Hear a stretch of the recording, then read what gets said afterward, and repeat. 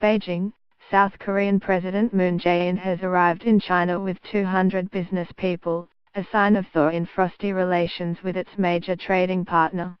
As tensions rise between the Turnbull government and Beijing, South Korea's experience is a cautionary tale. Moon and Chinese President-elect Xi Jinping will meet on Thursday to discuss ways to normalize relations. Chinese tourism to South Korea plunged 70% this year. Beijing banned travel agencies selling group tours as retaliation for South Korea installing a US ADA missile system to protect it from North Korea. China claims the THAAD radar can spy deep into Chinese territory. South Korean retailer Lotte was forced to close stores after failing fire safety inspections. Along with visa bans on pop stars, and an unofficial boycott and protests by Chinese consumers, China's anger cost South Korean businesses $7.5 billion, $9.9 billion, in the past year, the Asian Institute for Policy Studies estimates. There is no indication, yet, that Australia is in the same boat.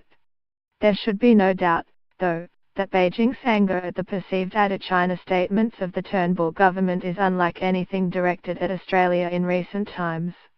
Australian business people in China are keeping their heads down, hoping this will blow over. But on Wednesday the Chinese newspaper Global Times editorialized that claims of Chinese infiltration in Australia had spread to New Zealand and Germany like an infectious disease. It warned, the esteem with which Chinese regard certain Western countries will be downsized, as it becomes necessary for Beijing to retaliate. China needs to figure out tactics that can silently make Western institutions and individuals truly feel the pain.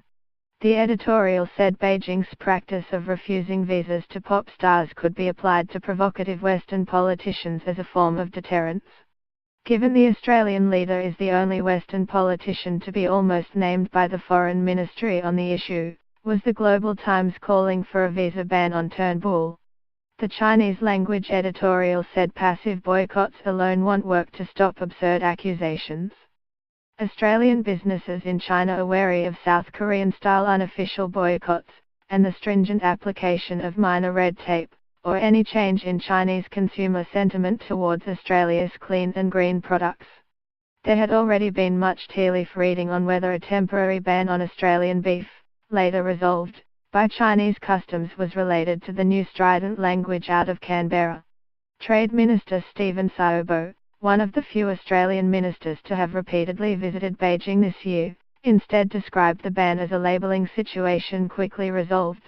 This week, Siobo is pumping out press releases on the importance of Chinese tourists who spend $10 billion each year in Australia. Recently, South Korea's trade with China has shot up again. What changed? South Korea's government. To strike a thaw, Moon suspended further THAAD installations. But he has said it will be removed.